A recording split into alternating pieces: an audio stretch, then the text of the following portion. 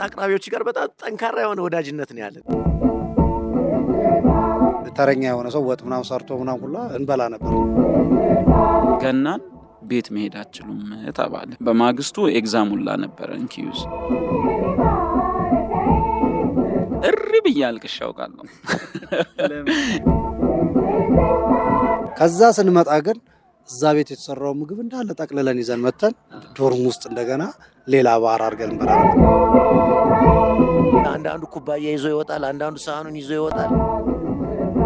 በ18 ዩኒቨርሲቲ ስለሚገባ ልጃችን ቶሎ ቀደም ተብሎ ይታረዳል።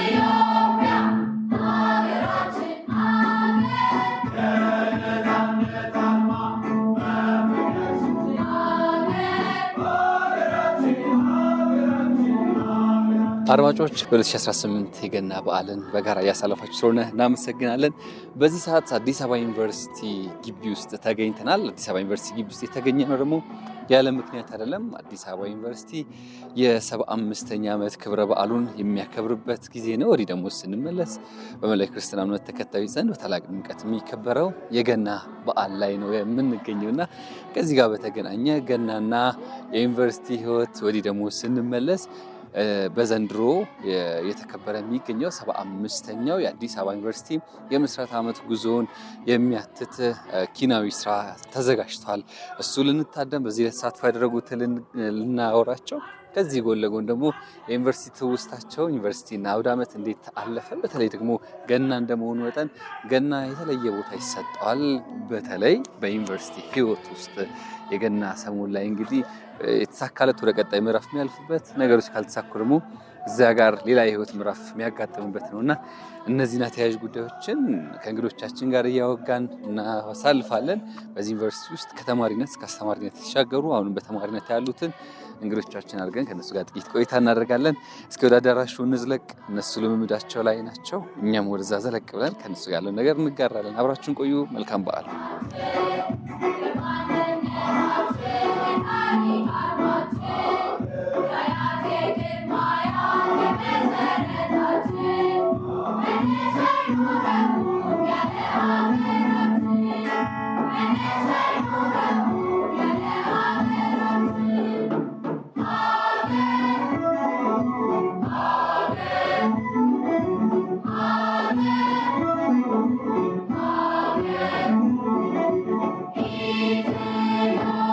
ቻላቸው ፈረጅ ይባላል። አዲስ አበባ ዩኒቨርሲቲ የቲያትርና የፊልም ጥበባት ትምህርት ቤት ረዳት ፕሮፌሰር ነኝ።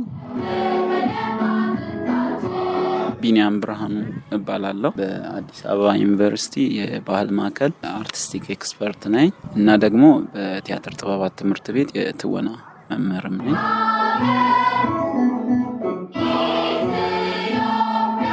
ስለሻዋለ እባላለሁ። አዲስ አበባ ዩኒቨርሲቲ የቲያትር ጥበባት ተማሪና አሁን ደግሞ የቲያትር ኤክስፐርት ሆኜ እያገለገልኩ ነው ያለሁት።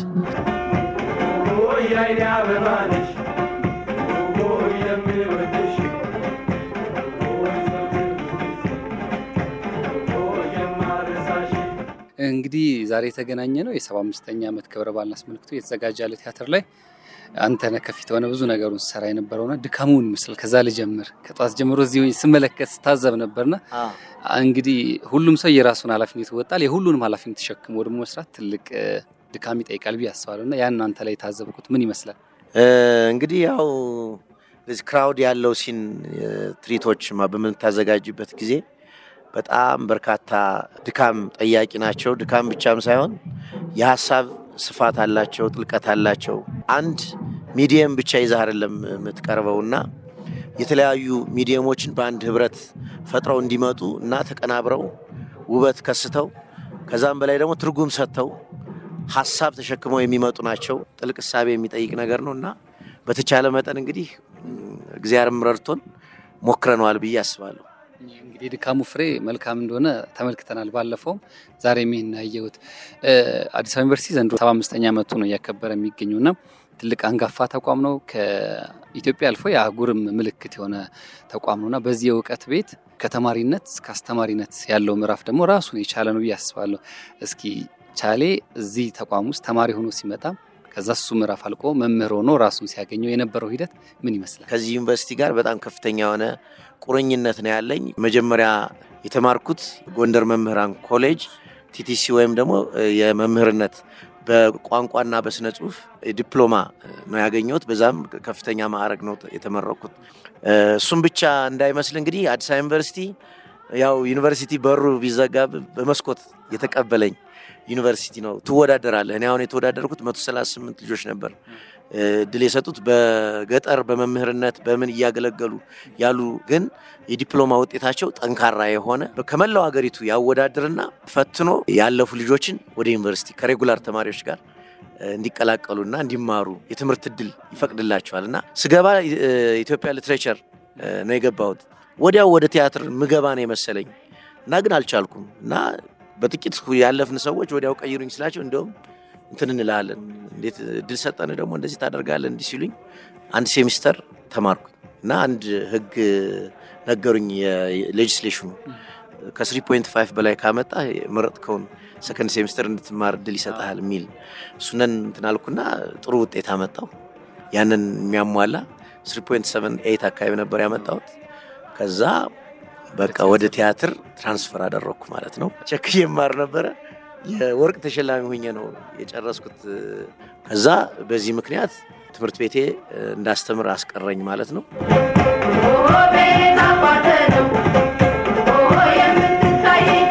ከአዲስ አበባ ዩኒቨርሲቲ ጋር የቢኒና የአዲስ አበባ ዩኒቨርሲቲ ቁርኝት መቼ የተጀመረ? ስንት ዓመት ይሆናል በአጠቃላይ? ከተማሪነት ስንጀምር 2002 ዓመተ ምህረት መስከረም 18 ነው ይሄን ግቢ ጆይን ያደረኩት። እንተን 3 ዓመት ተማርን። ከዚያ በኋላ በተመረቀን በ2 ቀን በ3 ቀን ልዩነት ደግሞ ግቢ ቀረን ማለት ነው።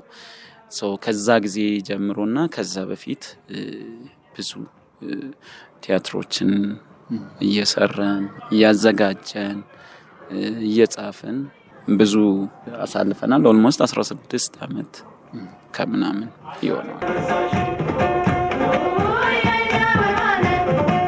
እስኪ ወደ ኋላ ልመልስ። እዚህ ተቋም ውስጥ ተማሪ ሆነ ተቀላቀልክ፣ አስተማሪ ሆነ ራስን አገኘ። ምን ይመስል ነበር ይህ ምዕራፍ? ያው ተማሪ ሆነ ከዛ አስተማሪ ሆነ ይለያያል አይደል? እንዴት ተገልጸዋል? ተማሪነት ላይ እንግዲህ ያው ብዙ ነገር ታሳልፋለህ። ጀማሪ ነህ፣ አታውቀውም ቦታውን፣ አካባቢው፣ ኢቨን የምትማረውን ትምህርትም ራሱ አታውቀውም።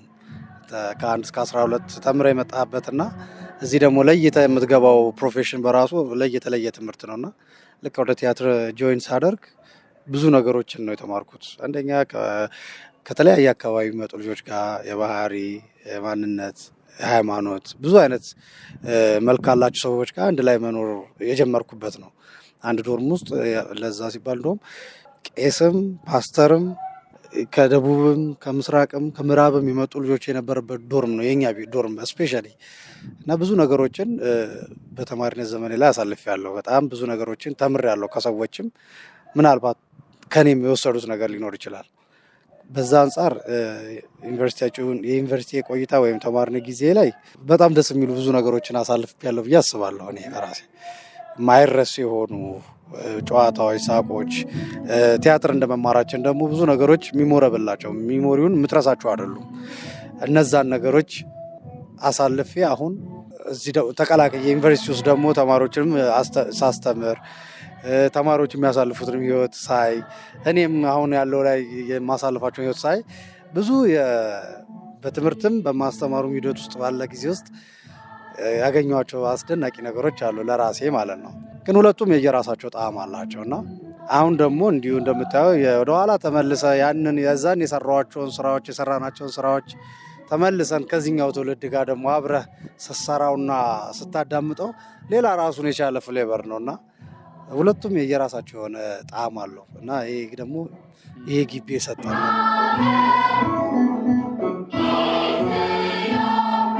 ተማሪው ቻሌ የትምህርት ቤት ቆይታው ላይ እንዴት ነበር አውደ ዓመትን ያሳልፍ የነበረው? በነገራችን ላይ አሁን ገና ክሪስማስ ታይም አስታውሳለሁ። ለበዓል የሚደረጉ ሙቭመንቶች እንዳሉን ትንሽ ሙከራዎች እንዳሉን አውቃለሁ። ዩኒቨርሲቲያችንም እውነት ለመናገር መገብ የነበረው ልደት ካፌ ነው። ልደት ካፌ በጣም ቲከሮች አሉ፣ ምግብ አቅራቢዎች አሉ፣ ወጥ አቅራቢዎች አሉ። እና በጣም የቲያትር ተማሪዎች የምንቀመጥበት የተለየ ቦታ ነበረ እና ያ ቦታ ሌላ ተማሪ አይቀመጥበትም ነበር። በነገር ላይ ያው እንግዲህ የቲያትር ተማሪ ከዚህ ግቢ ውስጥ በጣም ቪዚብል ነው። በነገር ላይ ሲናገሩም ሞቅ ብለው ነው፣ ሲያወሩም ከርቀት ሊሰሙ ይችላሉ። አንዳንድ እንትን ሪላክስ የማድረግ ባህሪ ያላቸው የትምህርቱ ባህሪ ያ ይሰጣቸዋል እድሉን ከሜዲቴሽን፣ ከሪላክሴሽን፣ ከኮንሰንትሬሽን የአክቲንግ ባህሪዎች አሉና እነሱ በጣም ጫናዎች ስለሚያሳድርባቸው ሙያቸው ውጫዊ እንቅስቃሴያቸውን በዛ ላይ እየታጠረ ነውና ከቲከሮቹ ጋር ከምግብ አቅራቢዎቹ ጋር ወጥ አቅራቢዎቹ ጋር በጣም ጠንካራ የሆነ ወዳጅነት ነው ያለንና እንዲሁም ቲከሮች በጣም የሚሰጠን ነገር ራሱ ቀላል ነገር እንዳይመስል አንድ እንቁላል ብቻ ይሰጣል ለተማሪ እኛ እንትን ብለን ማሚ ምናምን እያልን ሁለት ይደረግልሃል፣ ሶስት ተደብቆ ይሰጣል ምናምን እንደዚህ አይነት ነገሮች ይደረግልን። አጥንት እንደዚህ ተለይቶ ወጣ ተደርጎ ይሰጣል። ፍሬዎቹ የስጋ ፍሬዎች ተለይተው ይሰጣል። በዛ ይላል እና በጣም ልዩ ቁርኝነት ነው ያለን። የኛም ልጆች ደግሞ በዛው መጠን የዋህነት፣ ደግነት የሆነች አሁን ስራ ሰርተው ትንሽ ሲያገኙ ለማሚ ለባቢ እያሉ ስጦታ ምናምን ያደርጋሉ እና እነዚህ አይነት ግንኙነታችን ከምግብ እንትኖች ጋራ በጣም ጠንካራ የሆነ ግንኙነት አለን ማስታውሰው ማለት ነው እና መቀመጫችንም ከነሱ ስትሬት ነው የነበረው። አይን ውስጥ የሚገባበት ቦታ በበዓል ወቅት በጣም ልዩ ዝግጅት ነው የሚደረግልን። ያው ለስላሳ አለ፣ መጠጥ፣ የፍራፍሬዎች አሉ። ከዘወትራዊ የአመጋገብ ስርዓታችን ለየት ያለ ያቀራረብ ስርዓት ነበር የማስታውሰው እና እሱን ከቁርስ ጀምሮ እስከ ምሳ እስከ ራት ድረስ በጣም ኢንጆይ እያደረግን እንጠቀማለን። ነገር ግን ክሪስማስን ወይም ደግሞ የገና በዓልን ለየት የሚያደርገው ወቅቱ የመፈተኛ ወቅት ነው እና እንደ በዓል በጣም ትኩረት አድርገህ ዘና ብለህ የምታሳልፈው በዓል አይደለም። ጭንቀትም አለ። ምክንያቱም የገና ማዕበል መጥቶ ሊወስድም ይችላል እና በዛ ጊዜ በተለይ ፍሬሽማን ላይ በጣም ቴንሽን የሚይዝህ ምናልባት ምግብ ቤት ሂደህ ምግብህን ጨርሰህ ወስደህ ማስረከብ አለብህ ሳህኖቹን ይዘው ልትወጣ ትችላለህ። እኔ አሁን ይዘን ወተን እናውቃለን፣ ሳህን ይዘን ወተን እናውቃለን። ጭንቀት ስላለበት ፈተና ስላለ ውጥረት ስላለ እሱም የሚከሰትበት ታይም ነው። አንዳንዱ ኩባያ ይዞ ይወጣል፣ አንዳንዱ ሳህኑን ይዞ ይወጣል፣ አንዳንዱ ደብተሩን ረስቶ ይወጣል፣ አንዳንዱ በጣም የተለያየ አይነት ቴንሽን የምንያዝበት ወቅት ነውና ገና በዓልን በዚህ ሁኔታ ነው እኔ በጣም ማስታወስ።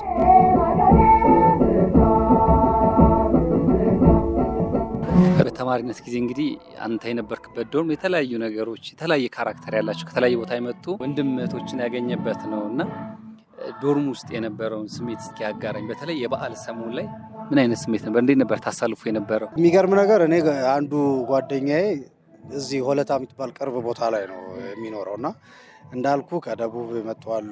ዳውሮ የሚባል ኤሪያ አንዱ የድሬዳዋ ልጅ ነው። እኔ ከወደ ጅጅጋ ነኝ። ፋንታ ነው አለልኝ የምንለው ደግሞ ሰሜን ወሎ መቄት አካባቢ ምናምን ነው። ደረጀ የሚባለው ከአዋሽ ነው። ከየአቅጣጫው ነው የመጣ ነው። ባሻችንም ጭምር ከተለያየ አቅጣጫ የመጣ በጣም ህብረ ብሔራዊነት ያለበት ነበርና እኛ ጋር በዓል ሲከበር ማንሄደው ይበዛል። በዓል ውስጥ የተለያዩ ነገሮች ሰርተን ከግቢ ከሚዘጋጀው የበዓል ፕሮግራም ባሻገር እኛ ዶርም ውስጥ አዘጋጅተን ከዛ የምናመጣውን አምጥተን የተለያየ እምነትም ጭምር ነው ያለን፣ ግን በዓሎችን በጋራ ነው የምናከብረው። ምንም ሙስሊሙን፣ ክርስቲያኑን፣ ኦርቶዶክሱን፣ ፔንጤውን ምናምን የሚል ነገር አልነበረውም እና በዓሉን በዓል አድርገን አክብረን ኢንጆይ አድርገን የተለያዩ ተረኛ የሆነ ሰው ወጥ ምናምን ሰርቶ ምናምን ሁላ እንበላ ነበርና አብሳይ ይሰጣል። ሰው በሚችለው መኮረኒ የሚችል መኮረኒ ቀን ያበስላል ወይ ምናምን እየደበቅን ገዝተን ገብተን ምናምን ነው። ያው አይፈቀድም፣ ግን ያው ተማሪ ስለሆን እናጣጥመው ነበር በዛ መልኩ። ከዛ ውጭ እኔ አንዱ ጓደኛ እንዳልኩ ከዚህ ሆለታና አካባቢ ነው ያለው።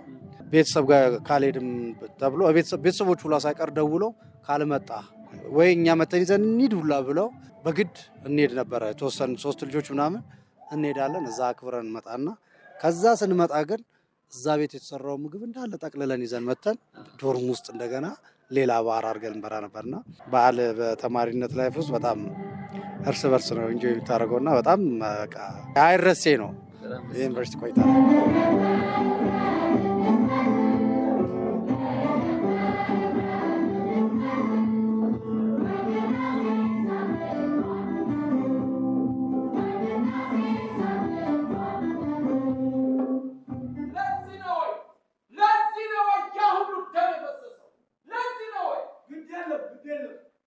ቢያንስ መሬት ላራሹ ትሻ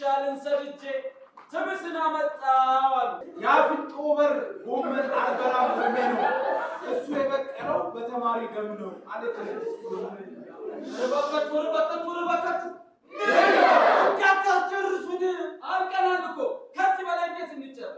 ቢሆንም ገብስ ብንጫወት አይሻል? ጆኒ ወያኒ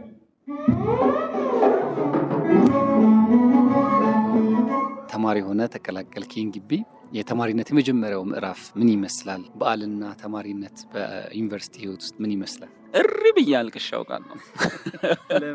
የመጀመሪያ ዓመት ገናን መስከረም 18 ገባን። እኔ ደግሞ በዓል በጣም ይከበራል የመጣውበት አካባቢ which means መስቀል በዓል ነበር። በጣም በቃ በ18 ዩኒቨርሲቲ ስለሚገባ ልጃችን ቶሎ ቀደም ተብሎ ይታረድ ተብሎ ይሄ ቅርጫ ተሰብስበት አላላ ገና 3-4 ቀን ለመስቀል እያለው ደመራው ሳይበራ ነውና ትንሽ ከእንትኑ ወጣ ያለ ነው። ቶሎ በልተው ይግቡ ነው ገባን። ከዚያ በኋላ ገናን ቤት መሄድ አትችሉም ተባለ። በማግስቱ ኤግዛሙላ ነበረን ኪዩዝ እና በ30 አይደል 2002 30 ኤግዛም አለ ተባለ።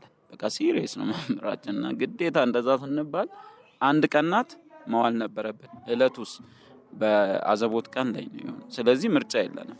አሁን እቺን ቀን በቃ እየከፋኝ እሪ ብዬ በቃ እንዴት ሆኜ ነው እዚህ ማሳልፈው እንዴ እያልኩኝ እያልኩ ኋላ ካፌ ለካ አናውቅማ ትሬንዱን። ካፌ ስንገባ ኢቭን ከሲነሮቻችንም አልሰማንም። ካፌ በጧቱ ስንገባ ልዩ የምግብ አቀራረብ ከዋለን ማለት ነው። ከዛ ምን አሉን? ምሳ ብዙ አይነት ነገር ተዘጋጅቶላችኋል፣ ቤተሰቦቻችሁን ማሰብ አይቻልም፣ እኛ ቤተሰቦች ነን። በር ላይ ቆም በቃ ይሄው ነው ቲከራችን እዛው ነገረን። እዚያ በጣም ደስ አለን ስናየው። ሪሊ ድባቡን ወዲያው ወደ በዓል እንትን ተቀይሯል። ምሳ እስከ ራት ድረስ በጣም ተንከባከቡን። እንዲህ ከሆነ ሌሎችንም በዓሎች አንዴ ደግሞ እዚሁ ነው በቃ አይከፋንም ወደሚለው ተመለስን። ደስ የሚል ነበር የተማሪነት ህይወት ላይ። ያው አንድ ባይሆን 3 ነው የሚሆነውን በዓላት እዚሁ ግቢ ነው ያሳለፍነው እና በተለይ መጀመሪያ ዓመትና የመጨረሻ ዓመት ላይ ያው የመጨረሻ ዓመት ስትሆን ቴሲስም ምናምን ስለምትሰራ ከሱ ጋር ይገናኛል። ደስ ይላል። አዲስ አበባ ዩኒቨርሲቲ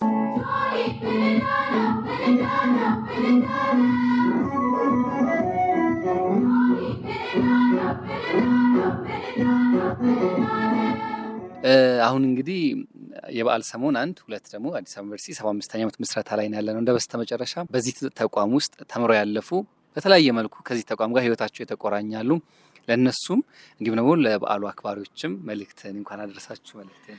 እሺ እንግዲህ በቅድሚያ ለ75ኛው የአልማዝ ኢዮቤልዩ የአዲስ አበባ ዩኒቨርሲቲ ክብረ በዓል ሁላችንም መላ ኢትዮጵያውያንንም እንኳን አደረሳችሁ ማለት ፈልጋለሁ።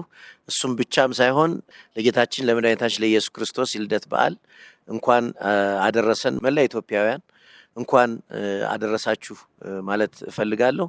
በዓሉ የሰላም፣ የፍቅር፣ የደስታ እንዲሁም ደግሞ የድል የእድገት እንዲሆንልን በጣም እመኛለሁ። አዲስ አበባ ዩኒቨርሲቲ እንደምታውቁት ላለፉት 75 ዓመታት ኢትዮጵያን በማቅናት ረገድ የኢትዮጵያን ብርሃናማ መንገድ በመፈለግ ረገድ ከፍተኛ ሚና ሲጫወት የኖረ ዩኒቨርሲቲ ነው። ይሄ ዩኒቨርሲቲ በአንድም ሆነ በሌላ መንገድ ከየትኛውም ኢትዮጵያዊ ቤት ውስጥ ሳያንኳኳ አልቀረም ብዬ ነው ማስበው። አንደኛ በማስተማር ተማሪዎቹን በማስተማር ከማስተማር አኳያ ስታይ መላ ኢትዮጵያውያን ከአራቱም አቅጣጫ አዲስ አበባ ዩኒቨርሲቲ መጥቶ ያልተማረ የለም። አዲስ አበባ ዩኒቨርሲቲ የሁሉም ቤት ነው። አሁን ራስ ገዝነት ማዕረጉን ተቀብሎ በአዲስ መልክ ስራ የጀመረበት ወይም ደግሞ ሪዲፋይን ራሱን ያደረገበት ዘመን ነው። በመላው ዓለም ከአዲስ አበባ ዩኒቨርሲቲ የወጡ ታላላቅ ምሁራን፣ ታላላቅ ሰዎች ያሉበት ወደ ቤታቸው እየተመለከቱ አሁን የተሻለ ማንነቱን ለማነጽ በራሱ መንገድ ተማሪዎችን ለመቀበል በራሱ መንገድ ስርዓቱን ለመመስረት ጥረት እያደረገ ያለበት ጊዜ ላይ ስለሆነ በዚህ ትምህርት ያለፉ ሁሉ ድጋፍ፣ እገዛ በሐሳብ፣ በእውቀት፣ ምርምር፣ በጉልበት፣ በገንዘብ በመሳሰሉ ነገሮች ሁሉ ድጋፋቸውን ማድረግ ይኖርባቸዋል ብዬ አስባለሁ። ሁላችሁንም እንኳን አደረሳችሁ ማለት እፈልጋለሁ።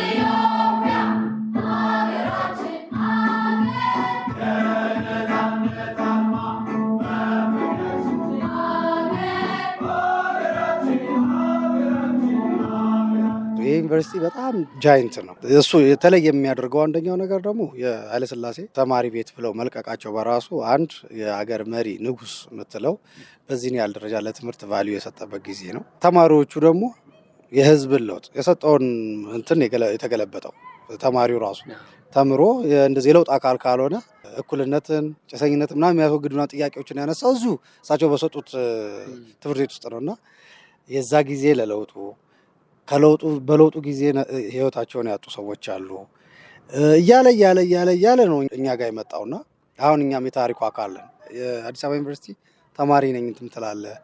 ከዛ ሲቀጥል ደግሞ ስታፍም ነኝ ብለህ ደግሞ ካለው ማህበረሰብ ጋር ከመጣው ተማሪ ጋር ደግሞ አዲስ የሆነ ጊዜ ታሳልፋለና ይህ ትምህርት ቤት በጣም ለብዙዎች የሚታወስ ነገር አይነት ስሜት ይሰማኛልና ለእኔም የዛን ያህል ነው። አዲስ አበባ ዩኒቨርሲቲ ነኝ ስል በጣም ፕራውድሊ ነው ማወራውና ትልቅ ዩኒቨርሲቲ ነው እንዳልከው በአፍሪካ ጭምር ማለት እንኳን በኢትዮጵያ ይቅርና ሁሉም ጥሩ ቦታ ላይ ያለ ሰው ልጁ አዲስ አበባ ዩኒቨርሲቲ ቢገባለት ብሎ የሚለው ከውጪ ምናምን ከሚልከው ውጪ አዲስ አበባ ዩኒቨርሲቲ ገባልኝ ልጄ ማለት በጣም አፍ ላይ ራሱ የሚጣፍጥ ነገር ነውና አዲስ አበባ ዩኒቨርሲቲ በጣም ጃይንት ነው። በዚህ በዓል እንግዲህ ሁሉም ክርስትና እምነት ተከታዮች በሙላ እንኳን ለጌታችን ለመድኃኒታችን ለኢየሱስ ክርስቶስ ልደት በዓል አደረሳችሁ ላለው መጀመሪያ ቤተሰቦቼ እንኳን አደረሳችሁ፣ ጓደኞቼ በዚህ ዩኒቨርሲቲ ውስጥ ላሳለፉ ሰዎች ሁላ እንኳን አደረሳቸው፣ ለቤተሰቦቻቸው፣ ለዘመዶቻቸው እንዲሁም ደግሞ አሁን ላሉ ተማሪዎች ጭምር እንኳን አደረሳችሁ ማለት እፈልጋለሁ።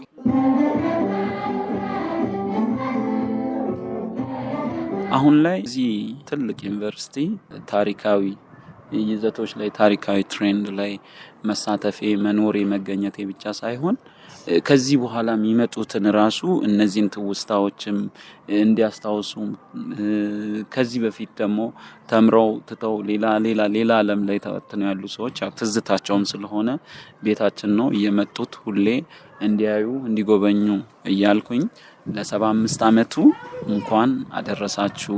እንግዲህ እስከምንኖርበት ጊዜ ድረስ እግዚአብሔር በሰላም ያቆየን። ብዙ እንሰራለን። ቤታችን ክፍት ነው።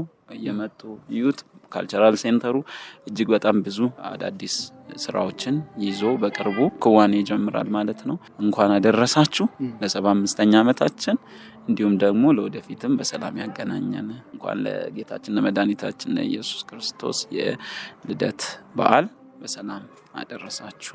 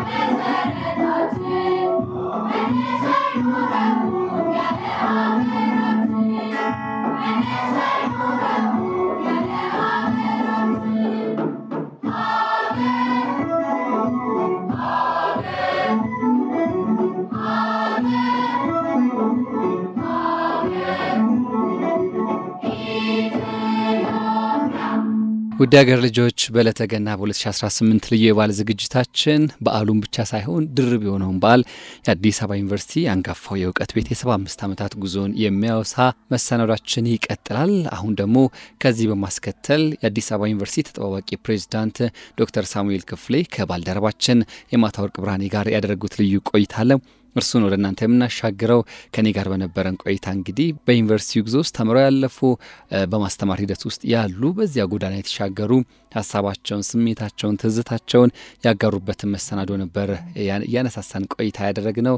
ከባልደረባችን የማታወርቅ ብርሃኔ ጋር ደግሞ ከተጠባባቂ ፕሬዚዳንቱ ዶክተር ሳሙኤል ክፍሌ ጋር የተደረገውን ቆይታ ትከታተሉ ዘንድ የጋበዝን እዚህ ጋር እንሰናበታችኋለን። በያላችሁበት መልካም ዕለተ ገና፣ መልካም በዓል፣ መልካም አውደ ዓመት እንዲውላችሁ ተመኘን። ናትናኤል ሀብታሙ ነበር።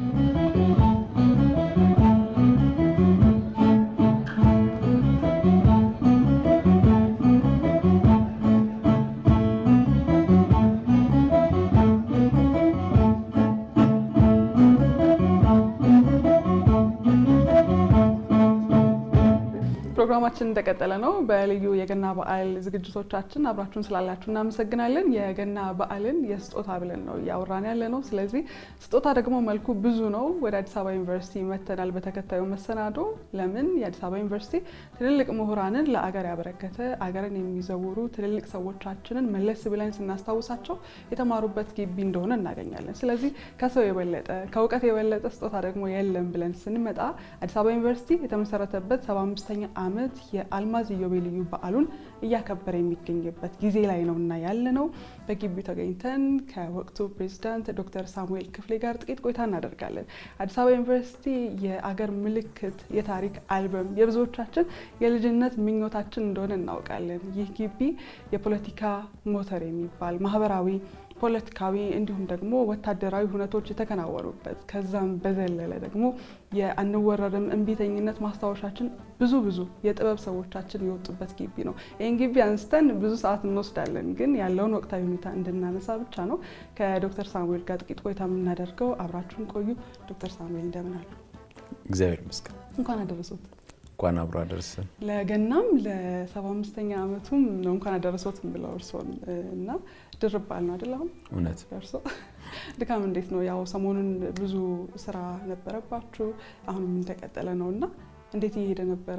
75ኛ ዓመት የአልማዝ ኢዮቤልዩ በዓል በአዲስ አበባ ዩኒቨርሲቲ ታሪክ ውስጥ በጥሩ ጊዜ ነው የደረሰልን።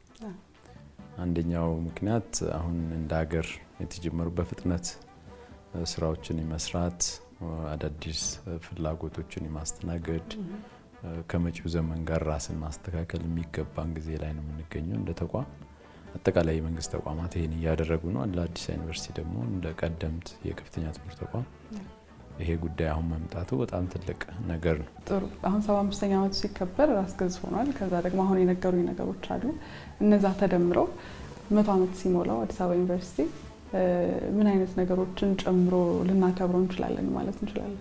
100ኛ ዓመት ላይ አዲስ አበባ ዩኒቨርሲቲ 100 ዓመት ሲሞላው በኢትዮጵያ አቆጣጠር የዛሬ 25 ዓመት በ43 ማለት ነው የሚሆነው 2043 ላይ 2040 ላይ ከዛ በፊት ኢትዮጵያ በዓለም አስተያየቷ የሚጠየቅ ሀገር ትሆናለች ብሏል ክቡር ጠቅላይ ሚኒስትር። በአፍሪካ ትልቅ ኢኮኖሚ ትሆናለች በእርግጠኝነት። ትልቅ ህዝብ አለን፣ ትልቅ ጸጋ አለን፣ ትልቅ ስጦታ አለን። ጸጋችን ስጦታችን ከምድር በታችን በጣም ሰፊ ነው። ከምድር በላይም የሰው ኃይል አለን። ዛሬ ላይ ከ135 ሚሊዮን በላይ አለን። 67% እድሜው ከ30 በታች ነው። እዚህ ላይ ኢንቨስት ካረግን በሁሉም መስክ ውጤት ማምጣት የሚችሉ አሉ። በ2040 አዲስ አበባ ዩኒቨርሲቲ 100 ዓመት ሳይሞላው ኢትዮጵያ ትልቅ ሀገር ትሆናለች። ያንን ትልቅ ሀገር የሚመጥን ዩኒቨርሲቲ በ2040 ሊኖረን ይገባል ማለት ነው። ቢያንስ በአፍሪካ ደረጃ ከቀዳሚዎቹ አንድ ወይ ሁለት ዩኒቨርሲቲዎች ውስጥ መሆን አለበት አዲስ አበባ ዩኒቨርሲቲ። በዓለም ደረጃ ደግሞ ብዙ ፕሮፌሰሮች ያሉበት ከብዙ ትላልቅ ዩኒቨርሲቲዎች ጋር በትብብር የሚሰራ በጋራ የሚመራመር በጋራ የሚያሳትም ቢያንስ የኖቤል ፕራይዝ የሚጋሩ የወደፊት ፕሮፌሰሮች ሳይንቲስቶች የሚወጡበት ለኢትዮጵያም ለአፍሪካም መፍትሄ የሚሆኑ ቴክኖሎጂዎች የሚገኙበት ዩኒቨርሲቲ መሆን። ከሁሉ በላይ ግን ዋናው ጉዳይ ለህዝባችን ነው፣ የኢትዮጵያ ህዝብ ነው። ለኢትዮጵያ ህዝብ ደግሞ ዘላቂ መፍትሄና የብልጽግና መሰረት የሚሆኑ መፍትሄዎች አካል መሆን ይኖርበታል አዲስ አበባ ዩኒቨርሲቲ። እናመሰግናለን። እዛ እንድንደርስ እግረ መንገዱ ስለተመኙልንና ባሳለፍነው ሳምንት በኢትዮጵያ አርቲፊሻል ኢንተለጀንስ አንድ እውነት ነበረ የስታርታፖች ውድድር እንደነበር እያየው ነበረ እና እዛ ያን ተያይዞ ዘመኑን የሚመጥን ከአርቲፊሻል ኢንተለጀንስ ጋር የተያዙ ስራዎች ለመስራት ምናልባት የሚከፈቱ ዲፓርትመንቶችን ካሉ እነሱ ላይ የታሰቡ ነገሮች ካሉ መስማት። አርቲፊሻል ኢንተለጀንስ ላይ ኢትዮጵያ እንደ 4 ዙር የዓለም የቴክኖሎጂ የኢንዱስትሪ አብዮት እንዳመለጠን መሄድ የለበትም የሚል የመንግስት አቋም አለ። የምታስታውሱት ኢትዮጵያ አርቲፊሻል ኢንተለጀንስ መወራት ሲጀምር ወዲያው ኢንስቲትዩት ያቋቋመች ሀገር ነው። ምናልባት ከአፍሪካ አንድ ወይ ሁለት ሀገራት ካልሆኑ በቀር ኢትዮጵያ ነበረች ከቀዳሚዎቹ። አዲስ አበባ ዩኒቨርሲቲም ወዲያው ነው የፒኤችዲ ፕሮግራም በአርቲፊሻል ኢንተለጀንስ እየከፈተው።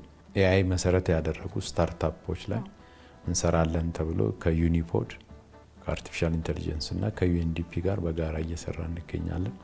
እዚህ ዋናው ግቢ ፊት ለፊት የአዲስ አበባ ዩኒቨርሲቲ ስታርታፕ ሴንተር አለ።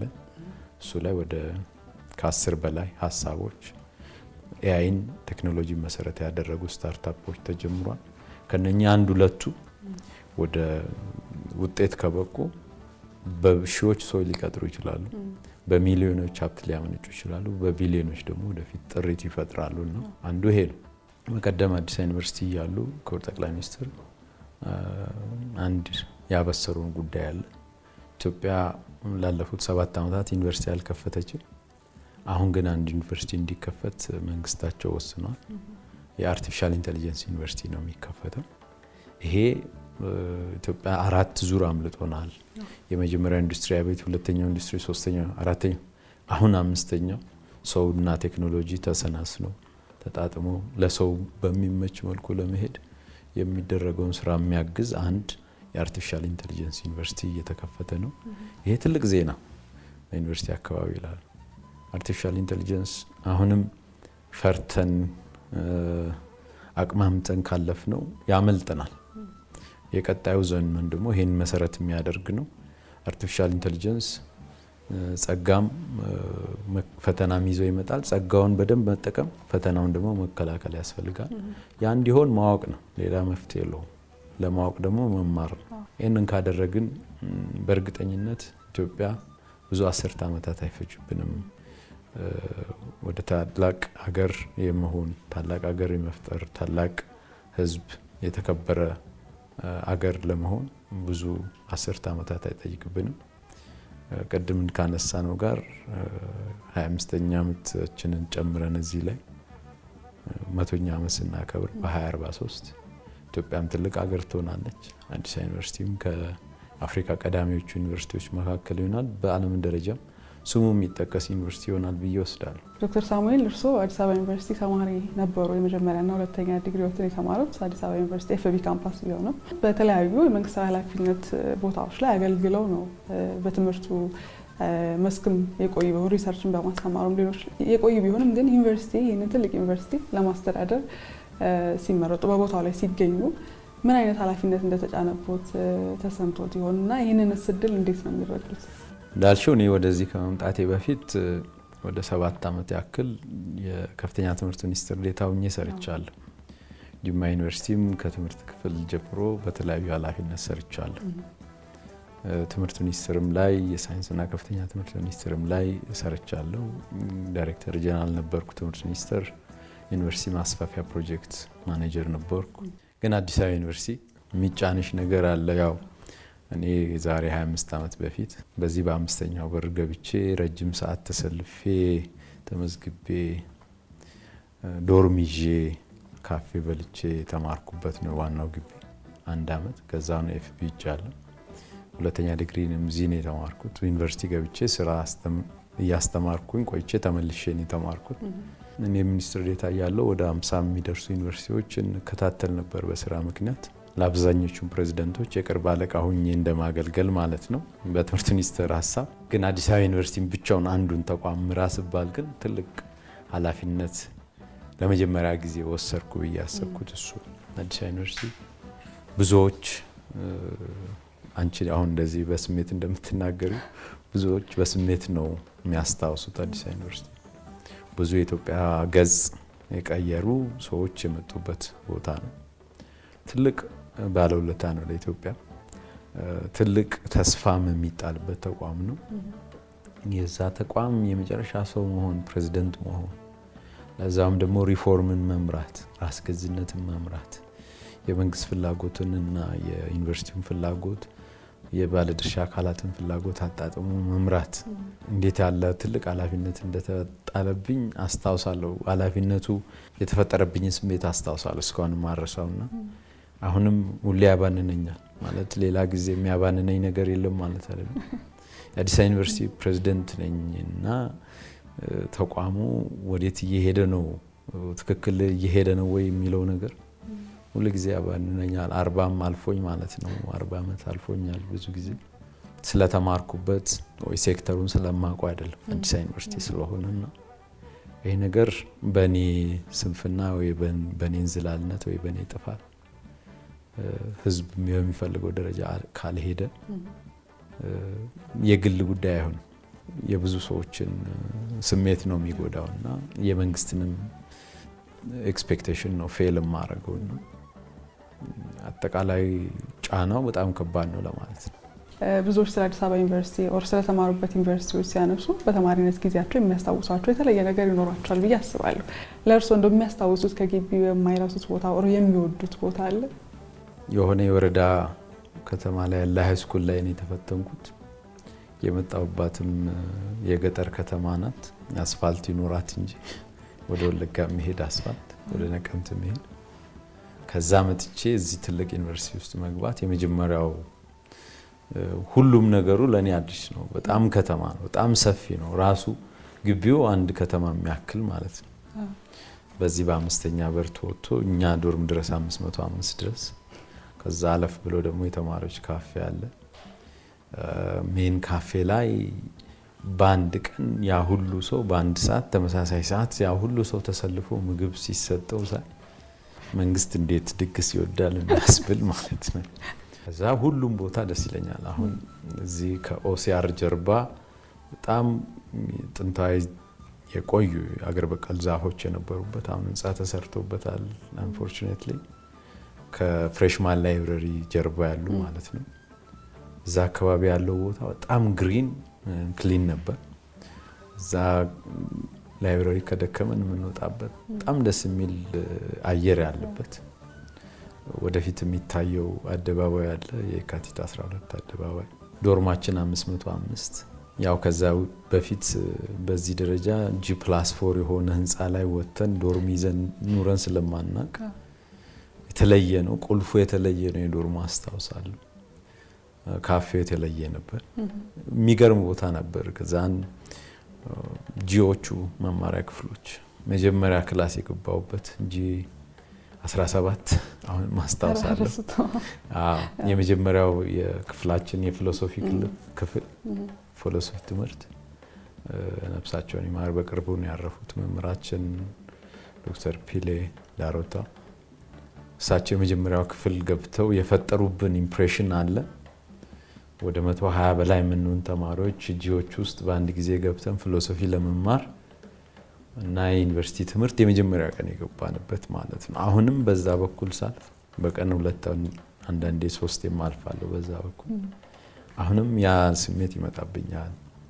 ከዚህ ወተን ኤፍቢ ስንሄድ ደግሞ ሰብሰብ ያለች ግቢ ትንሽ ከዚህኛው ሪሌቲቭሊ፣ እዛ ደግሞ ፋውንቴኑ አለ። ከዚህኛው የሚያንስ ግን ፋውንቴን አለው። ላይብረሪው ትንሽ ነው ግን እርስ በርስ የምንተዋወቅ። ካፌው በእኛ ጊዜ ነው የጀመረው ስራ። ካፌ እዚህ ልደት እየመጣን ነበረ መስከረም ላይ የምንበላው። ያ ተማሪ መኪና አደጋ ደርሶ ድባብ አካባቢ የኛ ተማሪ ማለት ነው አለ። ህይወቱ አላለፈም ግን ጉዳት ደርሶበታል። ተመላልሰን አንበላም ብለን አምፀን ኤፍቢ ካፌ ተከፈተልን። በእናንተ አመፀኛ ባች ነው። 93ም አመፀኛ ባች የኛ ባች ነው። ያው የከፍተኛ የትምህርት ተቋም ፕሬዝዳንት ሲባል የሚጠበቅ ነገር ሊኖር ይችላል። ለምሳሌ አሁን መማርን እንደ ሁለተኛ አማራጭ ያደረገ የሚወስድ ትውልድ እየመጣ ይመስለኛል። ትምህርት ግን በመሰረታዊነት ለአገር በተለይ በከፍተኛ የትምህርት ተቋማት ገብቶ አካዳሚካሊ ብቁ ሆኖ መውጣት ያለውን ሀሳብ ለሚመጡ ዩኒቨርሲቲዎችን ለሚቀላቀሉ ተማሪዎችና ከዩኒቨርሲቲ በታች ላሉ ተማሪዎች የሚሉት ነገር ካለ ብንሰማ ደስ ይለኛል። የተለወጠ የመማር ፍላጎት አለ።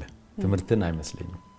ትምህርት መፈለጋል ግን አንድ ጉዳይ ለማወቅ እንደ መደበኛው ወቅት እንደ ድሮ እንደ ቀደመው ዘመን እንደኔ ዘመን ታግሶ 4-5 አመት ቆይቶ አንድ ዲግሪ ይዞ ለመውጣት ከዛ በኋላ በዛ ዲግሪ ስራ ይዞ ወር ተቀጥሮ ወር ስራ ፈጥሮ ለመቆየት ያለ ፍላጎት የተቀየረ ያለ ይመስለኛል።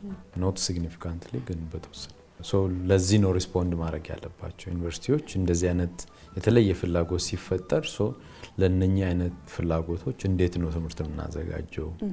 መማርን እንዴት ነው የምናቀለው? መማርን እንዴት ሞር ተደራሽ እናረጋለን?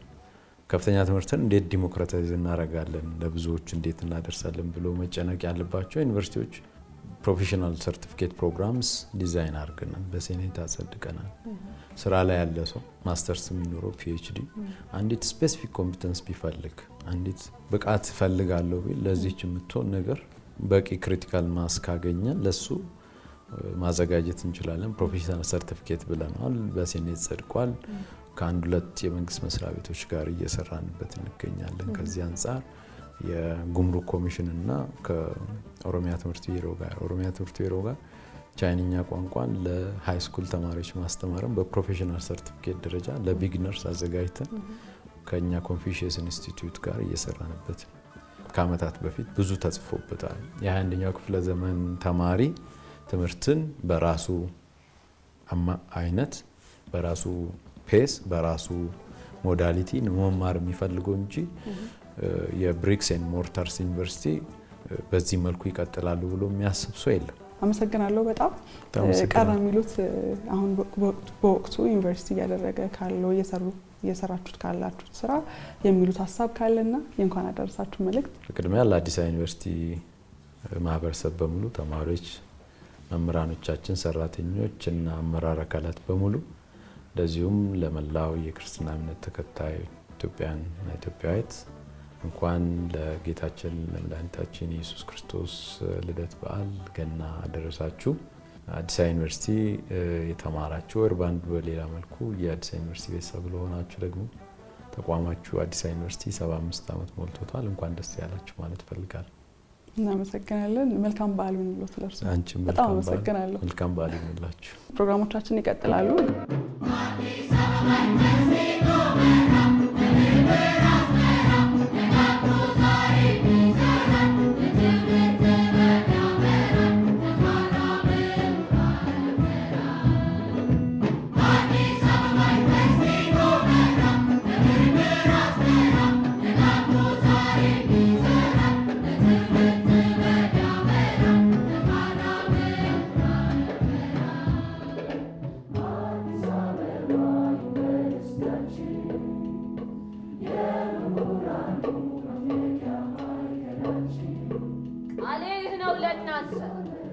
ለማደግ ሆኜ ከናንተ እናንተን ልፈትን ልጋፈጥ ከናንተ ለሚቀጥሉት 75 ዓመታት እናንተን ይዤ ልሻገር እናንተን ይዤ ላሻግር